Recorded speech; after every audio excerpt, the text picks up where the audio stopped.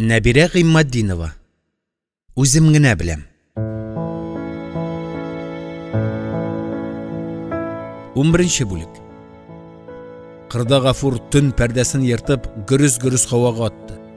Аты хәтта айга сикерде. Из айырмасаң, из сизмәсәң, урман айкамада син улым дияр иде әтисе. Уҗым кыры ягында булар. Быел басу белән чиктәш Чикләвек урманында 3 пошый кышлый иде. Гафур җәйдән үк аларны үзе яләштерде. Бу егер Абдулга гына мәгълүм иде. Ул сатылды микәнни? Моңарчы егет киек җанварны күз карасыдай саклый. Ул биләмәсендә ник кәттә туры абзыйларга да мылтык күтәртеп йөрергә рөхсәт итми иде. Абдулның утары да аланда, агач бутагы сынса да аңа ишетелә иде. Ир җан фарманга атын куалады. Маңгайына кигезелгән фонар уты силкенгән уңайга би-би яктыра иде. Мөгаен хәсрәт аучылары шул уттан шикләнгәндер. Чөнки урман авызында ук аның каршысында 2 бүкән калыкты. Аңлашыла, шу хирдә торалар. Стоп, диде алдынгысы. Хәзер генә син гөрсүлдәттеңме, мөгезле шайтан? Ул Гафурны иярдән сөйрәп төшермәкче иде, ир аның күкрәгенә типте. Чыккан юлдан. Арттагысы атның тизгененнән эләктерде. Гафур Сөләйманович син икән, шаулама яме? Монсы авыл җирлеге башлыгы туктар иде. Бездә бүген важный кунаклар глава белән Гүзәлия Шакировны хавыйсыны эзләттерәме? Степан, живы, Гаяз Идрисович кәндәш. Эндәшмә. Мин үзем аны табам, диде Гафур. Җибәр тизгенне. Ярамый, Гафур Сөләйманович, ярамый. Син нәрсә? Абзыйларның ашын атары кан булып төшәсеңме? Алар табынында кәефләнер өчен миңа 5-6 сыер асрауда җитә дисеңме? Дип үртәгән башлыкны ул якасыннан умырып тотты. Наратка асам егет, диде. Ничә пушыйны аттырдың? Бишмәтне йыртасың. Синең атаң урманы әллә? Гафур егетне җиргә селтәде дә чакмага басты. Урман дирелдәп куйды. Биек нарат ұшындагы карыйымы тузгып өстләренә кыйлды. Гафур абый, валлахи газим пушыйларга аталмады абзыйлар. Каядыр качканнар мәлгүннәр. 4 аякланган туктар аңа ялварды. Мине генә үтермә. Яшәле мин, иләнмәгәндә Гафур Сөләйманович. Атаң яхшы кеше иде, анаң яхшы. Сиңа дигән ядрә кибеттә, диде. Һәм атын утарга чаптырды. Абдулланың атасы йокламый иде. Син дә бимаза икән, Сөләйман малай, диде Шамил карт. Абдулла булнистә, сукыр ишәгесе шартлады. Юкса урманда адәм калдыклары иркенәймәс иде. Мин ни лагардымдыр, Гафурҗан балам. Иркенәйделәр шул. Түрә халкы бик сансызланды. Безнең ишеләрне шүпкә дә санамыйлар. Шуңа Абдул өчен дә куркам. Әзрәк хәйлә белән бар, Ражун барма дим. Аларның ялганы да дөрес дим. Хәйлә хатын кызга гына килешә, Шамил абзый. Миңа да килеште, бакчы. Картның мыегы көлә иде. Көндез җиләк аланын трактор чистартты. Юлдагы карны эттерделәр. Салкында да туңмаган теге шишмәне әршеделәр. Мәйтәм, яни планеталар тәлинкәсе өчен мәйдан хәстәрлиләрме мәйтәм. Абдулның бинокеле белән сарай кырыеннан гына карыйм. Көндез 2 бүлемтекле вагон тарттырып китерделәр. Мөрҗәле. Менә син әйтим, төтенле бит вагон. 2 ир шатыр чабып, шуның тирәсендә 2 сәгатьтән 3 легковой машина күренде. Изнамы нәшәлстуа, битләре түгәрәктә шымада, бөтенесе бер вакыт вагонга тулды. Бер вакыт мин син әйтим, аннан дуңгыз тиресе төсле тәннәре кызарынган шәрә ирләр атылып чыга да шишмәгә чума. Шумада янындагы вагонга чаба. Минем тавык миешкән башыма шунда гына сукты. Тарттырылмалы мунча икән ул. Яни планетлар тәлинкәсе түгел икән.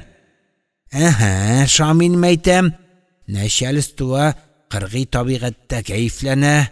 Син мәйтәм карт төлке, моның ахырын чамалыйсыңмы?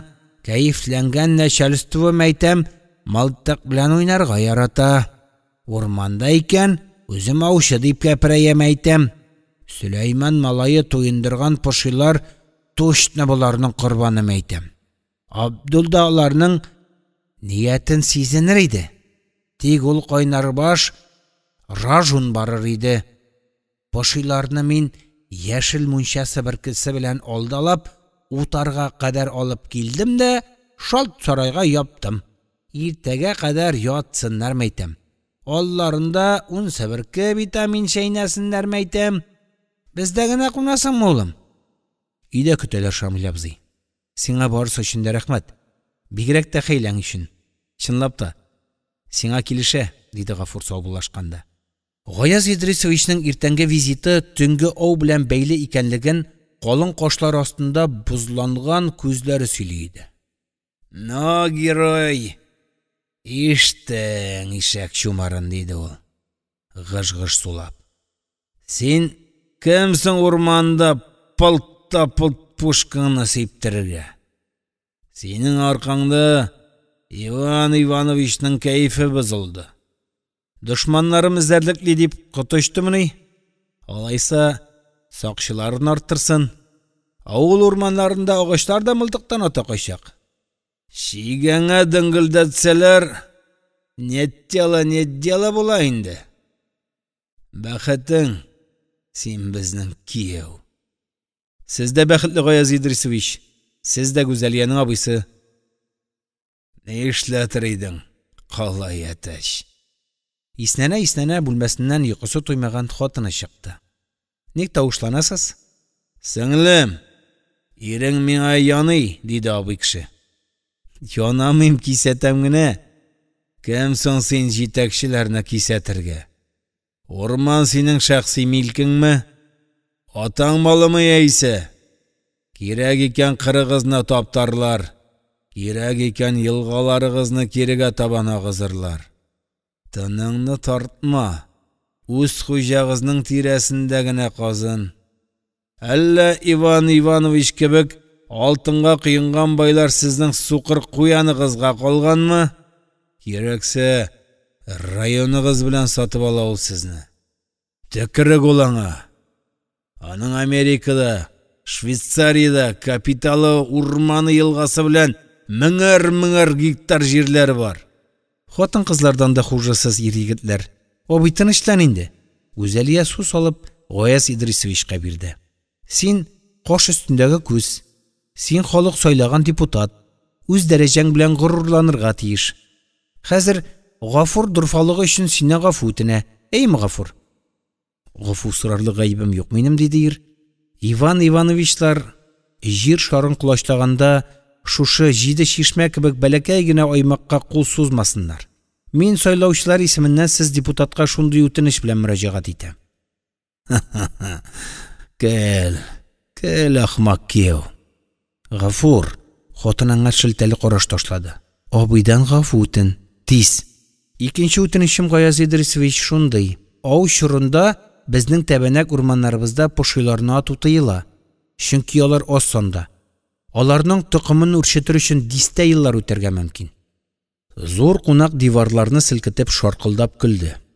Ярылган авызын учы белән көчкә генә җыйгач ул: Пошилар тукымы диме? Син үзең турында кайгырт. Син ахмак кияү, нәсел калдырырга сәләтсез. Пешкән үгез, диде. Гүя йөрәкнең кыл уртасына пичак белән кададылар. Гафурның тәнен күзән җыерып кул-аяклары тартышты. Ирен читләре күбекләнде. Абзыйдан гафу үтенмәнсез. Гүзәлия чебен төсле һаман кулак төбендә безелде иде. Абзыйдан гафу үтендиләр. Киң дөнья алар өчен кинәт кенә тарайды. Ирнең йодрыгы белән җир күчәренә тондырып, аны җимерәсе килде. Әмма ул хәлсез иде. Ул яралы иде. Беркемгә дә күтәрелеп карамыйча тышка чыкты. Ишек яңагына сөялгән апасы, ни гаҗәп, энесен яклап аю бутарларга әзер карчык бу юлысы шамайган иде. Аңа ярды. Сөтләрне әшеттермә, заводқа ил, дейді құртқа. Бәлки, бізге урамнан сүт юлғасы ағызырғадыр, апа? Дияра yok. Ялғасы бар. Ненді сөз bu әнем? Тіліңнен ұял деймем. Тіл әне дифутат құралы. Қолларыңнан ұял. Ни шақлы қызмет қойғаннан соң шәһәр түрәсіне үшігіп, хужалық туздырттырам дей. Күт, атаң да урман пошы деп үзгәләнер иде. Инде оңа сен алмашмы? Не deyip дифутатларны ашуландырып йөрдің, инде төнлә жүләр баш. Бу тәнқишетмәгәнне қошы мәнім. Урмаңна түгеләлемінде, апа. Әнәстә тәмсізләндің алайса. Эх, апа. Офылдама. Сизәмні әйтеріңні. Тағын балам юк дейсің инде әнем. Юк тек юк. Хәсрәті да юк аның қарауы. Күкке қызы сиңа да, улыңа да қорғыш күкілдер иде. Ғафур туш кісесіне тығылып, қаралы апа. Сәлим апаға оқша берәлі. Кішіні рәхмәткә генә эшләтмик. Үзең бир, диде қаршық. Син аның белән дус, геләне яклыйсың, бидоннардан эшләтәсең. Төштән соң урнаштырырмын, апа. Сыйырчык оясының ишек киләсенә йомышка кисәге кыстырганнар иде. Иртән каядыр киткән иде шул күршесе. Ир эшкә узды һәм фуфайкасын салып, шапылдап диванга ауды. Җебедең, Гафур, җебедең. Егетлек минде бу, я. Түрәләр белән шәкәләшкән сайын дөнья кысыла. Бөҗәккә үрелеп, ярыккап суын хәерлерәк. Я, башыңны имәл туган. Гаяз Идрисович сине теле белән җиңсә җиңсен. Рас, син нәсел калдырырга сәләтсез. Бәхетеңнең ике чите китек. Шайтан алгыры. Икесе китек икән. Димәк, бәхет тә яртылаш кына. Гүзәлиясе әлегә бала дип сүз кузгатмый.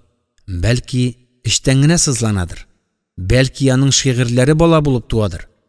Язучылар һәр китабын бала кебек кадерле дияргә ярата. Атасы аңа үрнәк иде. Табигый ки, Гафурның да агроном Сөләйман кебек чын әти буласы килә иде. Кайчакта ул хыялындагы улы белән сөйләшеп тә ала иде. Әнә алар ат арбасында пишәннән кайта. Әти, бу басулар кемнеке? Синеке, улым. Урман кемнеке? Синеке, улым. Бүрләр, төлкеләр, пышылар кемнеке? Синеке, улым. Шишмә кемнеке? Ансы да синеке, улым. Әти, барсы дамы? Әгәр минеке дип горурлансаң, якласаң, сакласаң, тир тамызып шунда эшләсәң, туган җиреңдә барсы да синеке, улым, ди Гафур йомгаклап. Зур кунак узайган. Хатыны шатыр-шатыр кул язмаларын йыртып идәнгә ташлый иде. Нишлисең, аппагым, диде кәгазь өеменә гаҗәпләнгән ир. Нишлим? Сиңа багышлап язган шигырьләремне юк итәм.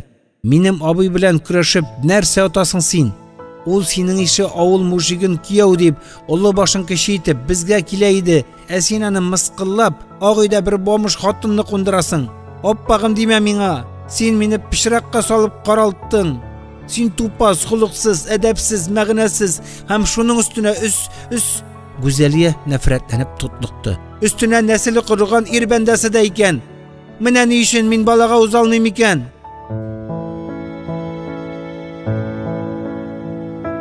Уникенче бүлек. Февраль бураннары тынган чак иде. Сәлимә Казанга җыенды. Балаларың белән ачышлы булып, хәбәрләрен дә ишетмичә яшәргә ярамый иде. Килен чит яхшы, ул үзенчә тәрбияләнгән, ә улы үзенеке иде дә бит. Аңа салган уйыткыдан катык ясалмады. Әше сугын ачып тырдап утыра. Аныклар сагындырды. Гәрчә дәү әниләре аларга бишек җырын җырламаса да, уштыки сикертмәсә дә, нарасыйлар аның йөрәк пәрәм дип үстергән улының балалары иде. Гафурга ул 3 көнгә китәм диде. Үзен гаеплерәк санап әйтте ахры. Ир, син ирекле кеше, Сәлимә апа, диде. Күршесе яңа кредитлар алып савым сыерлары кайтартмакчы иде. Син ирекле дисә дә, аның күзләрендә озак торма дигән ялвару сиземләнә иде шикелле. Шикелле генә иде. Мөгаен Сәлимә шулай күрергә тели иде. Ул шәһәрдән, шәһәр аңардан ятсынды. Айрылганнарына ни бары 9 ай гына иде ләбаса. Асфальт каты иде, үкшәсенә урттырды. Төтен сүрем белән тыгызланган һава үзек-үзек кенә сулатты. Сәлимә авыл сукмагыннан атлаган кебек иркенләп җәелеп бармакчы иде, кешеләргә бәрелде. Каты каймак тутырылган сумкасын өстерәп 5нче катка менгәндә, биеклектән башлар әйләнде. Синме соң бу кала бишәсе? Ишектәге кыңгырау тимәсе 3 тапкыр зиңгелдәгәч, кем анда дип сорадылар. Мин, әниегез, дәвәниегез, икесе бергә диде Сәлимә. Менә ул хәзер оныкларын авыл катыгы белән сыйлар, тәмле сөт эчерер. 7 шишмә турында чын әкият сөйләр. Безнең дәвәниебез юк, диде иштәге хатын-кыз тавышы. Варвара шаярма. Мин оныкларымны сагындым. Ишек ачылды. Ләкин бу киленгә охшамаган бөтенләй ят хатын иде. Варваралар монда не живут, диде ул. Бу фатирны алар нам продали. Ничек? Понятия не имею, апа. Продали и все. Мин бит пропискада идем, диде Сәлимә.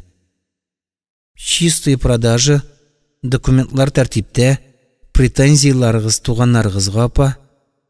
Күрше фатир ишегеннән берсе муйнын сузып, «Үлеш, Сәлимә, синме бу?» дигәч кенә ул, «Я Аллам», диде, күрәселәр бар икән. Берсе дигәне театрның җыештыручысы Тәнзилә иде. Булардан берни дә төпшенмә, кирше безгә, кирдим. Тәнзиләне үзенә табан тарткылады. Күрәселәр бик якында гына иде. Сәлимәкәем, Фәрит сиңа шалтыратмадымыни? Алар ярты ай элек кенә Ризанга күченделәр, диде Тәнзилә. Үз баласын яманлаган ананың теле иң гөнаһлы тел. Хатын барысыннан да хәбәрдар кебек. Бер әйткәннәр иде шул, диде. Мин әле җәйгәрәктер дигән идем. Исән сау гына яшәсеннәр. Киленең Казан ширкәүләре кечкенә ди. Бәйрәмнәрдә тыгын ди. Балаларым таптала ди. Бездә гыйбадәтханә зур ди. Син ни хәлдә, Тәнзилә? Һаман театрдамы? Безнекеләр ничек? Шу, башта бу чиләкнең капчыгын ябыйк, Сәлимә. Бер көнне улың муйнына бармак калынлыгындагы чылбыр аскан. Минем бүләк иде ул, Тәнзилә. Ойлы көмеш чылбыр. Шур, ой болытлар артында, Сәлимәкәем. Тәре анда, тәре. Варвара Фәритне дә шуқындырмадым икән. Йөрәк дару биримме? Синдә бигрәк салкын, диде хатын. Ул йон кофтасының төймәләрен каптырмакчы иде, бармаклары катты.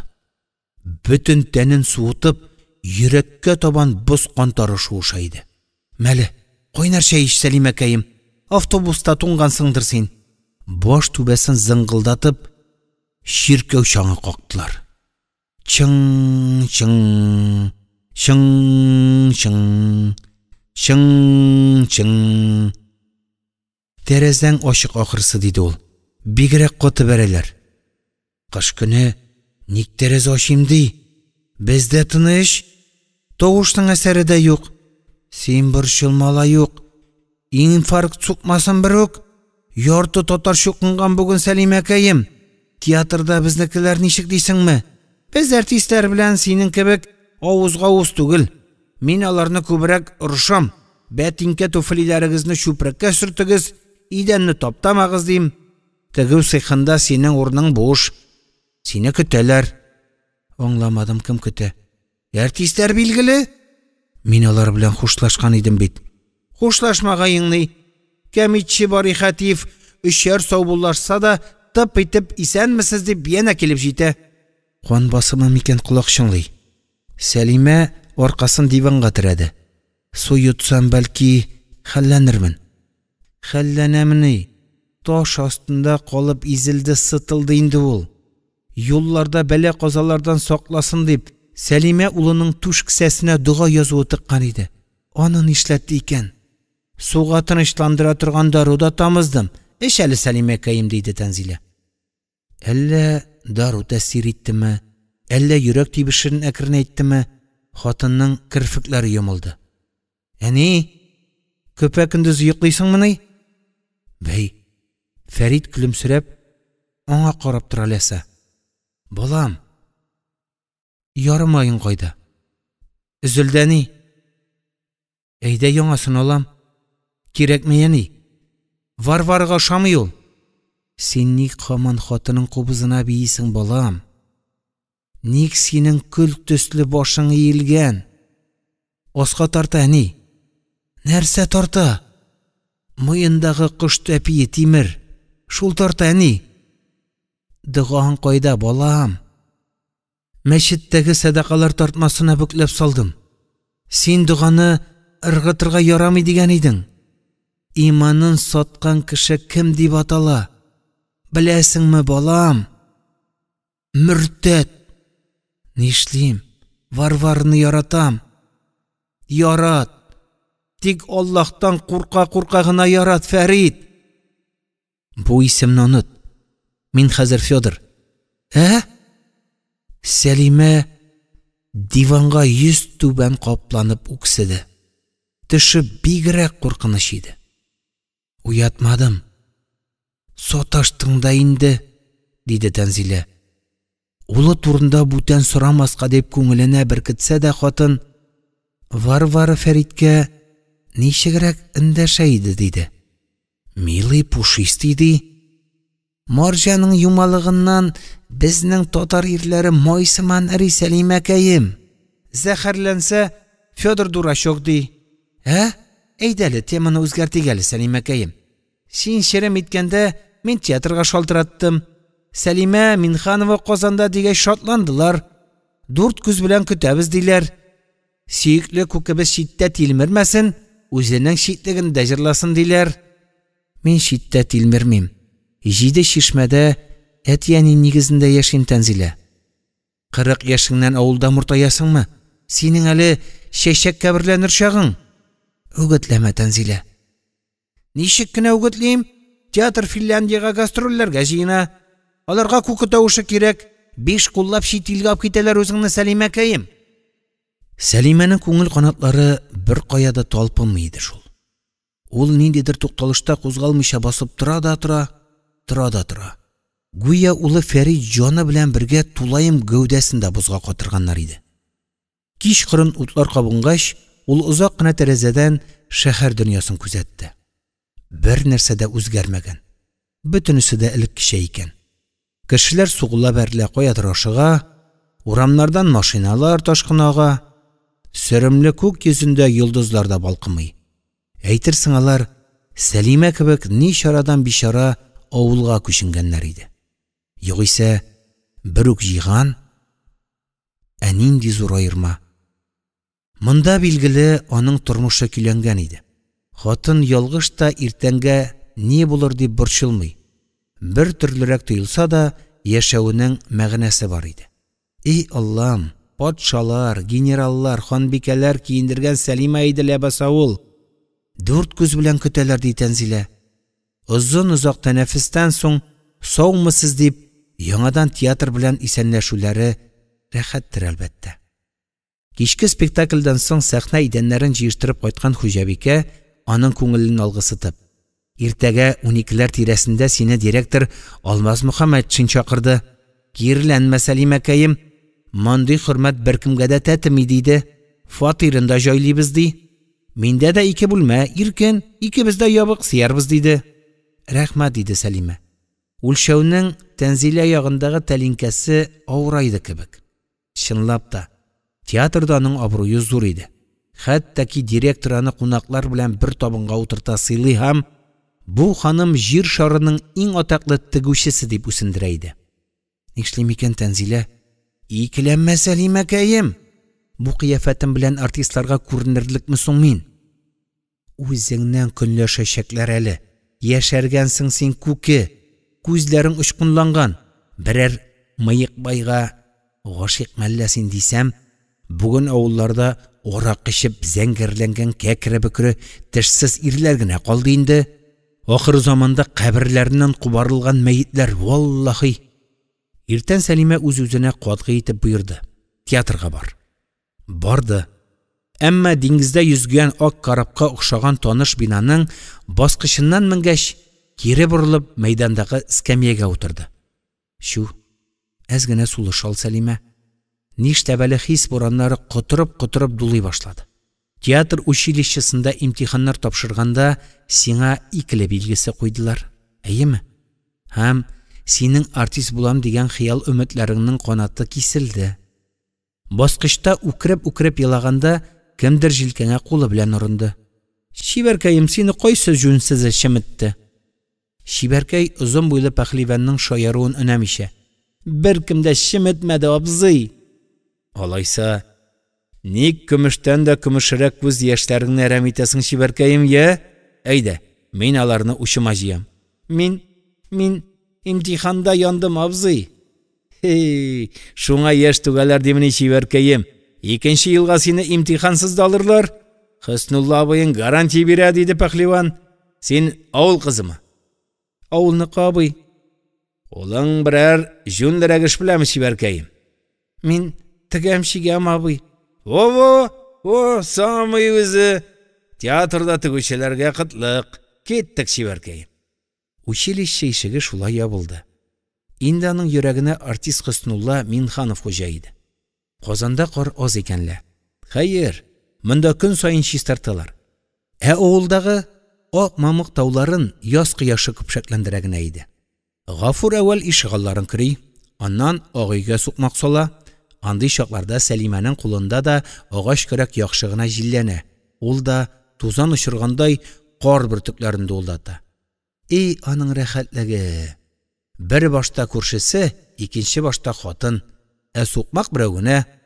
Азакта икәүне тоташтыра ул. Җиде шишмәдә ни хәлләр икән. Сәлимәнең сөйекледән сөеклесе, назлыдан назлысы акмангай төнлә бозаулагандыр шәт. Кытыршы тел белән биттән ялап ала иде хайван. Бетершик сарыкның йодрык хәтлегенә бәтиләре яңа гына аякланган иде. Тояклар астында тапталмас микән? Сынган кулы ялганса да, мин Гайша карчык сыерларны ничекләр сауды икән. Аның әтәше дә буйыккан иде. Тәпиләрен шыткан иде. Я Сәлимә, булар синең кайгыңмыни? Авыл узаккарак сузылган төш кенә иде. Төш кенә. Җиде шишмәдә аклыктан күз чаглы, ә монда бөтен нәрсә соры икән. Шәһәрнең кары да пычрак икән. Хатын эскәмиягә ябышкан боз кисәген тырнап иснәде. Сөт исе сеңгән. Бозга түгеллә кулына татлы һәм тансык ис. Ак идән мендәрдә Мөрабикә йоклаган иде. Сәлимәне уятырга кызганган иде. Мич якканда Гафур мәчене абайлады микән? Ак байның савыты үй алдында иде. Гөлләргә су сиптеләр микән? Тамчы гөл матур гына тамырланган иде. Әле синнән кичә генә аерылдыла ул. Ник бәгырьләргә үтеп сызландырасың, ә? Хатын күршеккән бармаклары белән телефонда соннар җыйды. Гафур, Сәлимә апа, син кредит юллап Казанга ук килмәгәем дигән идең. Мин шәһәрдә әле генә банкта эшләрне төгәлләдем. Синең барысы да тәртиптәме? Акча калдырыйммы, Сәлимә апа? Сәлимә каударланып, калдырма, үземне генә алып кит, зинһар, диде.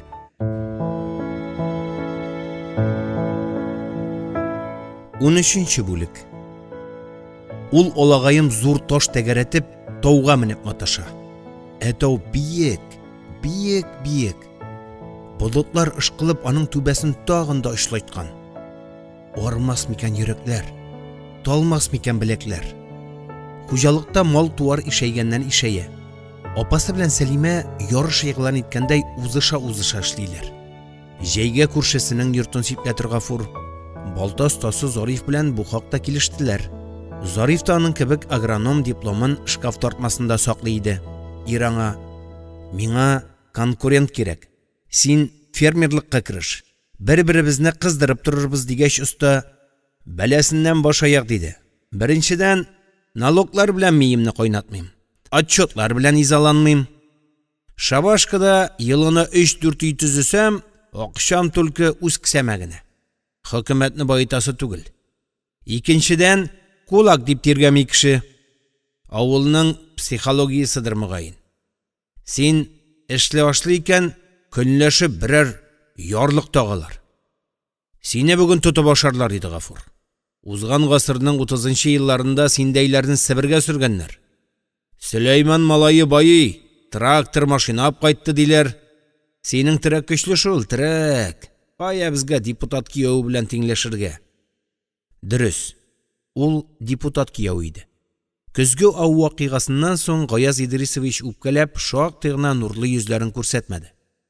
Гүзәлия араларны җылытыр өчен Казанга түшкә ит, каймак, катык, йомырка озаттырды. Ә бер көнне март ахырларында зур кунакларның йортында пайда булды. Ахирәт дуслары сыман Гафурны кочаклап күреште. Сыерчык ясына төртеп, "Без шепчыкка кайчан яны бушаталар" дип көлдерде. Гафурның ишендә бүрләр улаган мәлләр иде. Берәр айдан шәшүләр башлана. Аның җир турындагы гаризасы каралмаган. Мөгаен ул кемдер кыштырдатмаса каралмаячак та иде. Җирлек башлыгы халык сиңа пай җирләрен бирмибез дип, шуңа җыелышлар уздырмыйм дип кәпрәгә. Гафур чарасыз иде. Авылның битарафлыгы аның канун куырды. Карт кыры ни ялынсаң да клубка килмәячәк. Алар безнең җыелу урыны зиратта дияр. Кызыл борын агайыны мәгәришеңне өстәлгә куеп, бездә генә сөйләшик дияр. Хатын-кыз балаларым шәһәрдә, миңа ике дөнья беркән дияр. Ул беренче мәртәбә, беренче хатынының туганыннан ярдәм сорарга ниятләде. Гаяз Идрисович, мин быел җирләрне рәсмиләштереп бодай чәчмәкче идем. Нигәдер җитәкчеләрдән җавап юк. Син бер басуыңда уҗым туңдыргансың диләр кияу. Әйе, көзен озынга үсте дә. Сабак алмадыңмы кияу балакай? Җир дисең инде. Давай, теге вакыттагы кебек кырга чык та, шарт та шырт ат. Үзең басулар минеке дип сөрән сал. Сез авыл мужиклары проблеманы тавыш гауга куптарып тиз генә чишмәкче. Сез майламыйча гына табада кыймак чыжлатмакчы. Син шулауда безнең уенга кушылып берәр поши сәләмәсе атып, аяк ишебезгә ударсаң, бүген 5 басу синекенә әйләнер иде. Ә син айгыр төсле чыгымлап тәртәгә типтең. Хәзер кашык сыймый дип, чалыш авызыңа үзең үпкәлә кияу. Булышмыйм дисезмени, Гаяз Идрисович? Депутат дигәч тә, без әүлия мәллә кияу. Бу минем хәлдән килерлек эш түгел. Чөнки сезнең җирләрегезнең хуҗасы Иван Иванович. Ә мин синең өчен аның белән низаклашмыйм. Быел 2нче срокка депутатлык хәзерләнәм. Сайлау алды компаниясының акчаны Иван Иванович түли. Ирнең чигәсенә тир берде. Ничек инде? Ничек Иваныч хуҗа? Бу кыр басулар ничә гасыр җиде чишмәнек иде. Илгәре бабайлар сука белән эшкәрткән аларны. Минем әти шушында йөрәк иянәгеннән егылып үлде. Учында кара туфрак иде. Безнең һәр кайсыбыз кайдадыр я тәгәрәп, я батып, я аварияга очрап, я самолетта шартлап үлә кияу. Диде зур кунак һәм пиджак кесәсеннән бәләкәй солдат фляшкасының капкачын бурып, коньяк белән тамагын чылатты. Нервларны какшатасың син кияу балакай. Сеңел хакына гына түзәм. Безнең басуларда Иван Грозный нишләргә уйлый? Нәрсә чәчә диде йөрәген чәнечкән Гафур. Әкрен кияу, әкрен. Иваныч нинди Грозный булсын. Җирләребезне пичрак итеге белән таптаган баскакны ничек атарга дисез? Грозный ул. Арыш чәчәме, алабута үстерәме яисә нефт ятмалары эзләштерәме? Иванычның үзе ихтыярында. Руслар әйтмешли, не твоего ума дело кияу. Сөт заводы директоры Әнәс Хусаинов хакимият киңәшмәләрендә катнаша. Ул район тормышыннан хәбәрдар иде.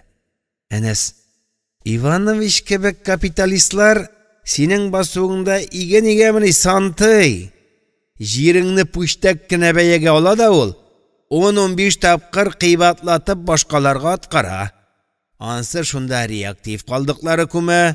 Төнлә нурланыштан авылыгыз белән үтәли күрнәсез икән сәхнәдәш. Дип хихылдаганга тәшвишләгән ир. Теш артма диде. Безнең төбәкләргә инвестор керәмени? Бу хакта минем белән киңәшсәләр, жиде шишмә кырларына тимәгез, анда бар буе белән Сөләйманыч сузылып ятты диярмен. Я, сәхнәдәш, мәзәк сүзгә дә каш җыерма. Сезнең кишәрлекләрегез Иванычтамы, Степанычтамы? Мин белешермен. Әнәс Хөсәйновның разведка мәгълүматлары аның сүнәм дип пыскыган өмет учагын терелтеп җибәрде.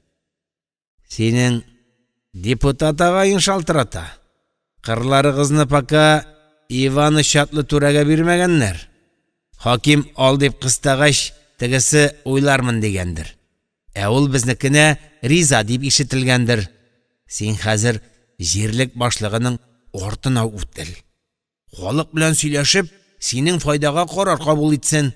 Малай киләчәктә байлар уңдырышлы җирләрне уптым үзләштерәчәк.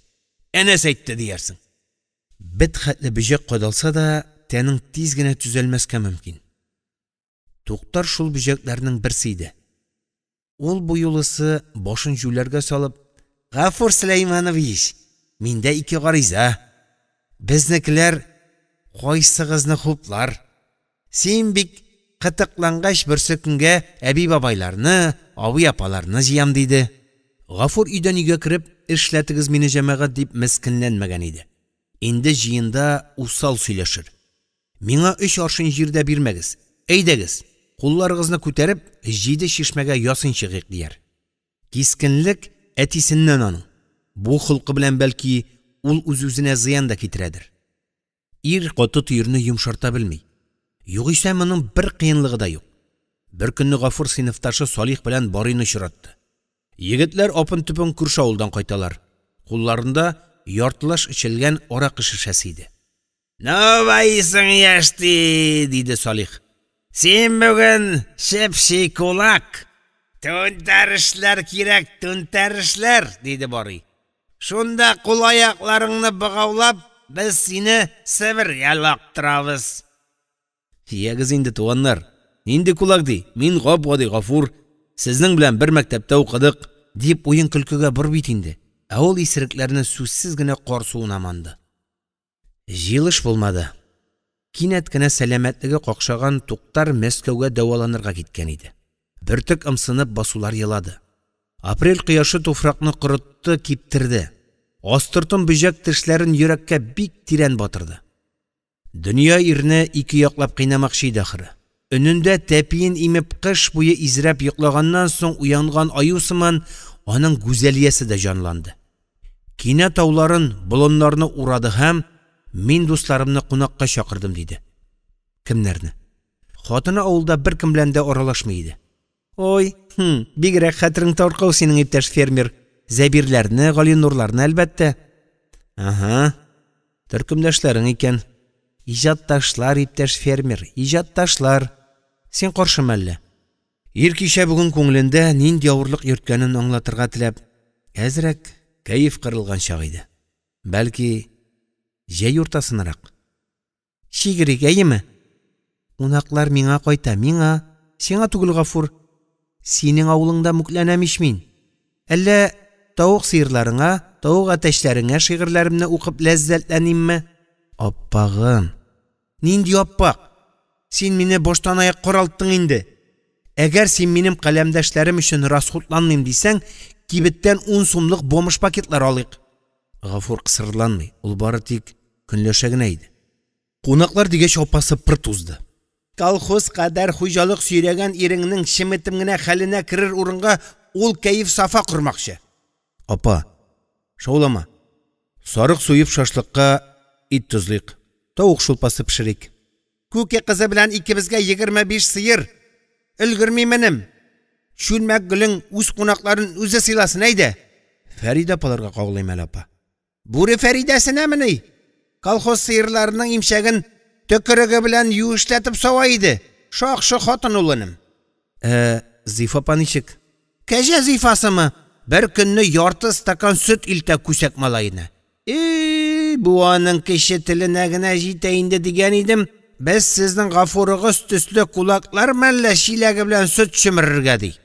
Мәйтәм, элкә шулың Шәкүр ник карават матрасын сасытып пес итеп ятасың. Дабай, 100 сыер асырасын мәйтәм.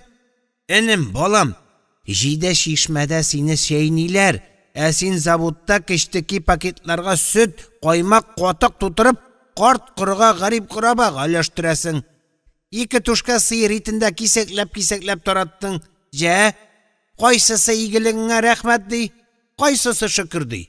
Апа, ник син кешеләр турында гел начар уйлыйсың икән? Чөнки мин синнән алданрак тудым инем. Син дә хатының сыңары вәйт. Сәлим апа, ул да вакытым тыгыз дияр микән? Күрше хатыны Шәрбәбану якларына йышлады. Күке кызы азган ирләр аулый ди апасы. Сәлимә турында Әнәс Хусайнов та сораштыра. Һәр иртәңә сәлам юллый. Тракторчы Хаммат Шәрбәбану егете мөгаен ул Сәлимәнең кем янына йөргәнен ачыклар иде. Маташма Гафур, ир бул. Гайбәт өчен кесәң бик сай синең туган. Күршесе Миңгайша апа шикелле тел кашымады. Кунак каршылау күңелле мәшәкать иш. Табын өчен йөзегез кызармас диде ул. Шәһәр кешесе табигатькә мөкибән. Син бакчагызга өстәл белән артсыз эскәмия куй, Гафур. Сандугачлар сайравын тыңлый, таң аттырмакчылар. Валлаһи менә. Дуслар дүртәү, 3 ир, 1 хатын кыз иде. Гүзәлиясе һәр берсенең кочагына ыргылып үпте, кочаклады. Кычкырып көлде, кулларын чәбәкләде. Әйтерсең ул еллар буе кыргый утарда яшәгән дә, менә хәзер ярда җан ияләре күренгәч, шатлыгыннан үрле-кырлы сикерә иде. Ака машинасында бүгәрләнеп кайткан егетләр аякларын язгач, Гафурның джип тәгәрмәчләренә типкәләп, "Вәт шәбарба" диештеләр. Монда утырсаң, юл газабы, гөр газабы димисең инде. Хатын-кыз табынга ризык ташыганда, Гафур хуҗа буларак ират затын фермасы белән таныштырга тиеш. Бу Гүзәлиянең теләге иде. Ләкин кунак халкы берничә генә сорау бирде дә экскурсиядан туйды. Аның каравы алар арасында бердән-бер хатын-кыз иргә кырмаук кебек кадалды. Мин сине мактап гәзитегә язам. Реклама ясыйм үзеңә, бөтен Татарстанга танытам, Гафур әфәнде. Вилори, синең гәзитеңнең тиражы 800 дәнәме? Республикада ничә миллион халык? Рәсим исемле яшь кенә егет кызның бакчасына эре генә таш ыргытты. Зато безнең реклама бәяләре түбән. Сез прайс листыгызда журналыгызның бер бите 10 000 сум дип күрсәтәсез, Рәсим.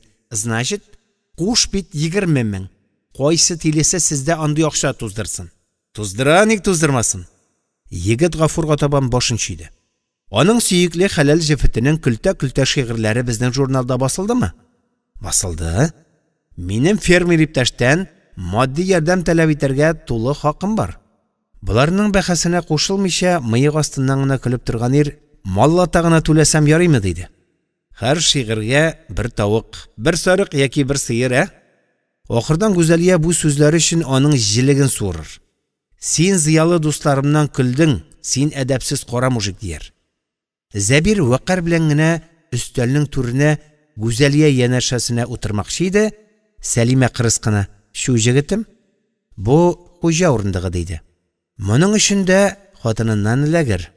Ул тупас Сәлимәгез нишләп үз өендәге кебек кылана, нишләп Зәбиргә күрсәтмәләр бирә дияр.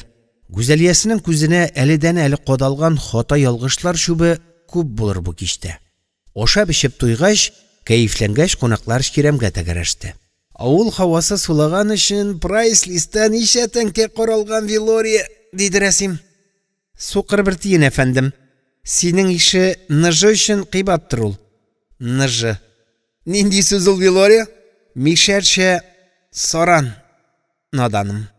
Кулга буй Зәбир җитди иде. Гали Нурны битәрләп, "Этләрмени һау-һау өрәләр. Бу ыбыр-чыбырны ияртник дидемме?" "Дидем, абзый. Син яшьләр дөнья буйласын дидең. Бар, абзардагы берәр сыерның койрыгын күтәреп, менә сезгә киң вә широки дөньягыз диген", диде. Аның тапкыр сүзеннән барысы да көлештеләр.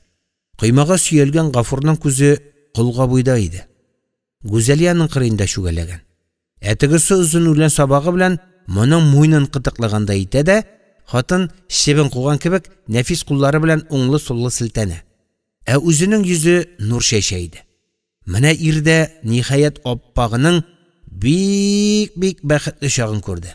Әмма бу бәхет җебенең ұшы шушы кулга буй түгел микән? Көнләштерә шул шайтан алгыры. Гүзәлияның кемне бираулап тишкәнен сизде. Бакчаңа тарайды. Ул: "Әйдәгез, кинә тау итәгенә учак тергезеп, төн белән серләшәбез", диде. Сәлимә ханым: "Безнең сумкаларга су, җиләк-җимеш тутырыгыз". Хатыны яны белән генә килеп Гафурга пышылдады: "Без үзебез генә барабыз, синнән башка гына. Минем дусларым минеке генә. Җылы киен, май төне салкын", диде ир. Кабыргаларны өтеп, арка кыза иде. Ул кызар да кыймага ут кабар төсле иде. Казан кунакларын көйләп-шөйләп тауга озаткач, күршесе табынны җыештырды. "Син дә ял ит, Гафур. Көн өзен аяк өстендә бит син". "Рәхмәт, Сәлимә апа. Сиңа да мәшәкать үсте мәшәкать". Бу мәшәкатьмени? Таш күмер чапмадымла. Бәхетле халык. Булармы? Юк, булар җир йөзендәге иң бәхетсез кешеләр, Гафур. Иҗат әһелләре арасында 2 дистә елдан артык эшләдем. Миңа мәгълүм. Буларның алдында тау алтын өй, зиннәтле сарайлар төсле, затлы киемнәр киендер, көмеш табактан ашат, алар барбыр бәхетсез. Чөнки җаннарына тынгы таба алмыйлар. Җаннары дулкын төсле анда-монда шайкала бичаракайларның. Үзләре алар моның сәбәбен дә белми, белергә дә теләми. Менә шулай. Син дә бәхетсезме, Сәлимә апа? Мин? Хатын бу сорауны көтмәгән иде. Ул каушады. Алъяпкыч бавын шиште бәйләде. Шөкранә кылган сайын күңел тынычлыгы артырды. Бүгенге көнем белән мин бик бәхетле, Гафур. Җанымның уясын таптым. Тыңлалы. Безнең бакчадагы төсле сандугачлар бер кайда да сайрамый. Гафур бу минутларда бар тик гүзәлиясе турында гына уйлый. Дусларыныкы, ир бәхәсләшми. Хатын үзе кемнеке? Гафурныкы икән, ник ул аны читкә тәрә? Кылга буй белән аулакта рәхәттер аңа. Җибәгән. Ирмесең син? Җитте. Дилбәгәңне кыскарт. Тыныч чыккы, Сәлимә апа, диде ул. Әмма 3-4 адым атлагач та күршесе йөгереп килеп аның беләгеннән тотты. Барма. Туктале, Сәлимә апа. Йөрәгеңне тый. Көнләшү яман нәрсә, Гафур. Син арыгансыңдыр, йокла, Сәлимә апа. Инде ару. Күчер дисәң, кибән күчерәм әле мин. Тауга җибәрмим. Хәзер үземне инҗе муенса итеп муйныңа тагам. Абау. Үлмәгең бигрәк юш. Аркаң лошмасу. Киптрик, Гафур. 14-нче бүлек. Таң беленә иде. Ул бер туктаусыз мәндәргә яшь койды да койды. Зинһар кичер. Бу гөнаһым белән ничек яшәрмен инде хәзер? Шатнатып яшен суксын, җир йотсын иде ичмасам. Нинди генә җәзага да риза, мин генә гаепле, мин генә. Гафур элгечтән күлмәген алып киде. Кипкән, диде һәм үз алдына караган килеш: "Гөнаһ белән җәзаны икебезгә дә тигезләп бүлик", диде. Аннары ир җилкәләрен калкытып, тирән генә итеп сулады да: "Сәлимә", диде. Исеменә беренче тапкыр апа дигәнне өстәмәгәч, хатын тагын сытылып елады. Юрган ябынса да, өшетә калтырата иде. Әтәч кычкырды. Сандугач сайрады. Казан кунаклары дөбердәп кайтып төште. Күрәсең, учак яга ашыкканнар иде. Шаулашып, гөрләшеп, кичәге табынга илештеләр. Сәлимә өстәлдәге ризыкларга тастымаллар гына каплаган иде. Берсе: "Фу, кырмыска бирәннәр", дип, кашык белән шак-шок өстәл кыйнады. Аңа да үз-үзен яңаклап суккалап торгызырга кирәк. 5 кат юрган белән тумаланса да, барбер ул ят дигән заттан кача алмый иде. Миңгайша апа капкадан кергәндә, хатын тирлек өендә апара суса иде. "Пәри туенда син кәләш идеңме әллә, күке кызы?" "Күзләрен кызарган", диде карчык. "Төн ката типтергәнсездер, кәмитчеләр." Бакчадагылар табында урды җилгәрде дә, һәрберсе пишән кибәнен уеп, куш әтмәлләп йокларга ятты. Гүзәлия генә җил очырган яфрак төсле ары сугылды, бире сугылды һәм чиләкләр парлаган Сәлимәгә төртелде. Гафур заводка бик иртә китәмени? Менә сиңәме 3 ел бергә яшәп иренең ничәдә киткәнен дә белмисеңмени димәкче иде хатын, телен тешләде. Аңамы соң кеше үртәү. Ул бу кызының күзенә дә карарга тиеш түгел. Сәлимә чиләккә чумар дәрәҗәдә җиргә туңкайды. Сөт эчмәсен диде Гафур, шуңа ашыга. Гүзәлияны биленнән сыпырды. Тура әле Сәлимә. Минеке кичә ачуландымы? Сәлимәнең кан тамырлары кайнарланып, йөрәге сикерде. Минеке. Шу кызыкай, кичә ул сине күк түгел иде шул. Чага! Кибән йорттан тавыш кубып халык урамга сибелде. Кем чыга, Вилория? Күк шаңгы! Дип шырылдады Вилория. Шул сүзне мишәрчәдән тәрҗемә итегез әле җәмәгать. Рәсим атлысы шаркылдап көлде. Шөпшә аның татарчасы, наданым, шөпшә! Гүзәлия дусларына ярдәмгә чапты. Ходай шөпшәсе аша Сәлимәне авыр газаптан коткарды. Ул тиз-тиз генә чиләкләрне койма башына алып, сыерчык оясына бикләнде. Тәрәзәләрне япты, пәрдәләрне корды, әмма оя зур күзләре белән ярык тишекләрдән күзәтә төсле иде. Я Аллам, кешенең бакчасындагы чәчәгенә дә ымсынмаган хатын иде ул. Дөрес, Сәлимә уенчак һәм җиңел җилпиде. Бу кимчелек микән? Җиде шишманы уйчан итте. Баксаң аңа күбрәк җитдилек килешә икән. Аннан язмыш тормышын кисәк үзгәртте. Бүген ул сәхнәдә яңа партнерлары Гафур, Гүзәлия, мин Гайша карчык, Туктар, Әнәс, Хөснулла анасы, Мөршидәттәйләр белән уйный. Массовкаларда, Казан кунакларда ялтырап ала. Җитди икән, хатын ялгышмаска тиеш иде. Бәлки, Гафур әлеге ялгыш Сәлимә тарафыннан корылган мәхәббәт тузагы дип уйлыйдыр һәм бу төнне җирәнәдер. Кунакларга ансын-монсын пешерә-пешерә сыерчык ясы эсселәнгән иде. Күлмәгеңне аралыктагы бауга әләм бир әле, диде хатын. Ир нигәдер аңа ярып керде. Гүзәлиясе эшнәләре белән кинә тауына киткәч, ул көнләшепме, үртәлепме кызарган иде. Муен тирәсенә бераз суккан әле Сәлимә апа. Кайышланды тәмам, диде Гафур. Аларның берсе хатын-кыз, икенчесе ир-ат саналмый.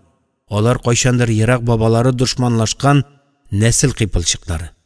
Бүген исә нибары күршеләр генә иде. Тәне шалкан кебек аппак һәм тыгыз. Җилкәләре киң иде Гафурның. Күптән, бик күптән ир назы күрмәгән Сәлимәнең анда да күңеленә әрсез бузык уй килмәде ләсе. Сөйләшүләре дә риясыз иде. Син басу кырлар дип өтәләнгән идең. Үзең быел чәчмисең дә күрше. Киртәләр биек, Сәлимә апа. Нинди киртә? Җир бирмиләр. Көзгә сөрдерер дә идем. Син сорама, сөрдә чәч. Ул баш-баштаклык дип атала, Сәлимә апа. Бу төштә Сәлимә сүз купайтмады. Күршегә мөгаен аның карындәше Туктар гына аяк чала иде. Кабахат малай. Сине агач бүкәнен хәйлә белән аударырга диде ул. Бел, Гафур, көзгә җиде шишмәнең барлык кырларда синеке булачак. Амин, Сәлимә апа. Аркаңа нерв түйеннәре укмашкан. Җирдән дә куәтлерәк кайгың бар кебек тоела, Гафур. Ә менә бу төштә хатын чама хисен югалтып, тыелган чикне атлап үткән иде. Карурманнардан да куйрак ират күңеленнән сер капшарга ярыймыни? Кагылма инде син, кагылма. Гаҗәп. Ни нәрсә тоела икән? Син гаяр.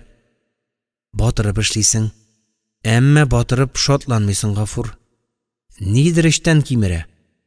Нидер сызландыра сине. Мин бит инде артистлар дөньясында кайнадым. Холык-фигыль дигәнен азрак чамалыйм. Моны кешегә әйтерлекмени, Сәлимә апа? Балам юк минем, балам, диде Гафур. Гүя кинәт искән җилдән карурмандагы агач куаклары шаулады. Яфраклар лепелдәште. Капканы ачасың. Ишек алды буш. Өйгә керәсең. Тагын бушлык. Әти дип, бір кімді құшағыңа отылмай. Мен бір бақытсыз, Гүзәлия үш бақытсыз. Аның бишік тербәтәсі келмейміні. Менә сен, Сәлим апа, олыңны өстергәнсің, оныкларым дип қуанасың. Аларның балалары туар. Сүләйман малайының нәсіл шылбыры үзік. Сенің балаң юк. Сәлимә бу сүзләрне кат-кат кабатлады. Балаң юк. Мин жүләр, кара булар үз рәхәтләре өчен яшиләр дип тиргим. Юкәдән икән шикләвек. Кайсыгызда соң кимчилек дигәндәй? Турыдан соравым өчен ачуланма инде, Гафур. Кайсыбызда? Миндә, Сәлим апа. Синдә? Хатын кисәк кенә ирнең йөзен үзенә таба барды. Синдә? Ир шапылдап караватка ауды. Миндә шул, Сәлим апа. Шу, Гафур. Нәселе киселгән иратның күз карашы тоныклана. Синең күзеңдә көзгедәге сыман барысы да чагыла. Кырлар, урманнар, күлләр, чишмәләр, алан болыннардан тышанда нәни генә малайда шәйләнә түгелме соң дип, эченнән генә бәхетсез ирне юатты хатын. Аның куллары да юатты. Кірпе энәләре кебек тырпайган чәчләрне сыйпады. Кытыршы яңакларны сыйпады. Күкрәкләрне сыйпады. Якында гына гөнаһ көймәсе чайкалганын икесе дә сизмәде. Шөпшә кунакларны пәрмә-пәр талаштырган иде. Мин Гайша карчык бикле ишекләрне ачтырып, Сәлимәне бакчага әйдәкләде. Күкә кызы, тегеләр дөмбәсләшә, әдәм ыстырамы? Гүзәлия кайда? Бүлмәсендә шигырь яза. Мишәйт итмәди. Син айыр тегеләрне. Дөмбәсләшмиләр ич, мин Гайша апа. Бер-берсе белән бәхәсләшәләр генә, диде хатын. Ләкин алайда төркем янына барып басты. Вилория белән Рәсим тел сугышы оештырганнармыни, авызларыннан пулемет аттыралар иде. Шәнешмә миңа вилка. Мин вилка, син кашык. Синең кушаматың ул вилка. Укыганда сиңа исемең белән дә дәшмәйдек без. Синеке йолкыш чыпчык иде. Остазлар кисә телефонында SMS языша иде. Менә Зәбир яшьләргә кисәтү ясады. Әтәшләнмәгез, туктагыз. Бүтән сезнең белән йөрүләр бетте. Тузан бөртекләре. Ба, Рәсим, без синең белән тузан бөртекләре икән. Сез ком тауы. Кыз Зәбиргә ут очырды. Яңгыр яуса җибеп җиргә сеңәсез. Сеңел, шәпшемә диләр. Сиңа бу сыракларың белән безнең биеклеккә җитәргә ай-хайрак. Фи. Синең биеклегең чыпчык тезеннән генә, абзыкаем Зәбир. Ник сез biz дип шылдырыйсыз икән? Кипшенгән зәңгәр кыңгыраулар. Сезнең белән сәяхәткә бик ашкындым мәллә. Үзегез кыстадыгыз. Акашкың кирәк иде, сеңел. Фи, минем арбамда ни сәбәп? Чын дөресе шул, абзыкаем Зәбир. Син Гүзәлия апаны күрергә тилмерәсең. Син аның өчен соргаясың. Вәт күрдең инде, фи. Син аңа нуль. Бу мизгелләрдә Гүзәлия ханым миңа багышланган шигырен кәгазьгә күчерә, диде Зәбир масаеп. Эй, көчкә генә түзде Сәлимә. Югыйсә ата мәшенең мыегыннан йолкырга әзер иде. Бүрук Гафур ишетмәсен. Бүрук. Әмма Вилория да усал иде. Фи, исемсез шигырьләр языла ул. Аны бүген сиңа дисең, иртәгә миңа дисең. Гафур әфәнде дөнья бәхәсенә торырлык асылыр. Аны синең йыла гитараң белән тулай торактагы бүлмәгә алыштырамыни, Гүзәлия ханымыз. Өметләнмә, кымтавы. Хәер, төркем умарта кортлары кебек гөрҗелдәде дә тынды. Кунаклар мәш килеп учак күмерендә шашлык кыздырды. Туфракта нинди үлән калыккан шуларны үзеп, чәйнеккә тутырды. Остаз белән шәкерт әрләшмәгәндә төсле иде. Вилория Зәбир абый дип, тегесе сеңел дип ах итеште. Әмма диңгезнең өстегенә тыныч. Төптә су гөбер-гөбер кайный иде. Кулындагы кәгазен силки-силки Гүзәлия чыкты. Халык, 1 минут тынлык, диде ул. Бакчадагылар аңа текәлде. Әле генә шедевр туды, халык. Бу очрашудан мин генәме? Син үзең дә качмадың. Мине күреп бу дөньяда бер яңалык ачмадың. Барысы иске мәхәббәттә узган бездән шир булып һәм калган без. Мин хатын кыз. син гади ир булып. Шунда аягына сиртмәләр кигәнмени, Вилори сикерергә тотынды. Шәп, абзыкаем Зәбир, мин баягына ни дип фаразладым, Кем алтынны бакырга алыштыра, Оста шәкертен күзе белән генә бораулап, шым бул диде. Я Гүзәлия, ахырын укы. Тик нигә соң күрешкәндә йөрәкләр булай яна. Әйтерсеңлә мәхәббәт тә үзебез дә өр-яңа. Зәбир шап-шуп кул чапты. Браво! Вилори җиңелергә теләмәде. Пүштәк шигырь диде. Һәм сумкасыннан ачкычларын шалтыратып, мин Казанга үтүт. Мәхәббәт уйныгыздан кысам, тәпи-тәпи кайтмыйм дисәгез, әйдәгез диде. Ах, бу дуамал яшьләр дип мыгырданды Зәбир. Тырт-тапырт. Юлыңа ак җәймәсеңел.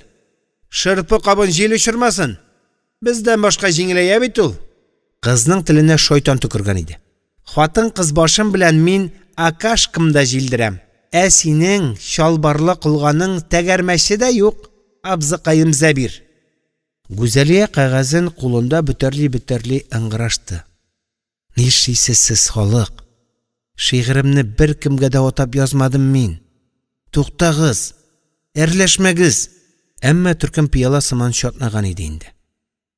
Вилори белән рәсим китте. Ике остаз йөгәнсез яшьләрне каһәрләп, бакча ширемне таптады. Ахырдан хуҗалар калдык-пустык кунакларны Казанга ук илтергә булды.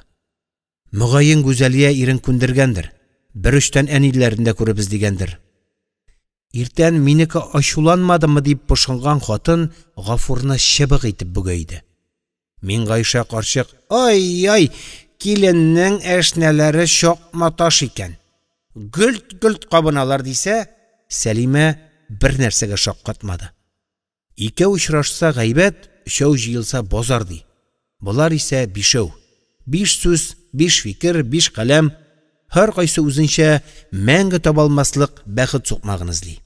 Чөнки иҗатлары уртак Казанда кайный. Йорт ыгы-зыгыдан тынды. Кунаклар белән генә күмелгән икән, хатынның күз алдыннан әкрен генә төн шәүләсе узды. Гөнаһсы өчен яшен суксын диде. Сукмады. Җир йотсын диде. Йотмады. Ни хәл итәргә я? Аңа бит театрда да сүз каталар. Ләкин ул тиз генә йөрәк капкаларын бикләп куя иде. Бу юлысы Сәлимә кулындагы ачкычы белән бергә башында югалтты. Нәрсә? Уфрасың, күкә кызы. Явызлык исәплисеңме? Хәзер карчык сирәк кенә бәйләнә. Сәлимәне яратмаса да, эшен ярата иде ул. Мин Гайша апа, хатын аңа кисә телефонын күрсәтте. Син бу тартмачыктан сөйләшә беләсеңме? Хатын халат кисәсеннән Сәлимәлекеннән дә кәттәрәк телефон алды. Надан штулия бигез? Гафур бәпкәчегем бүләгем инде. Мин Гайша апа, без синең белән хәзер спектакль уйныйбыз.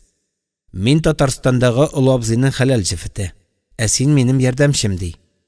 Кит булмаганны, гомеремдә дә сиңа ялланмыйм күке кызы.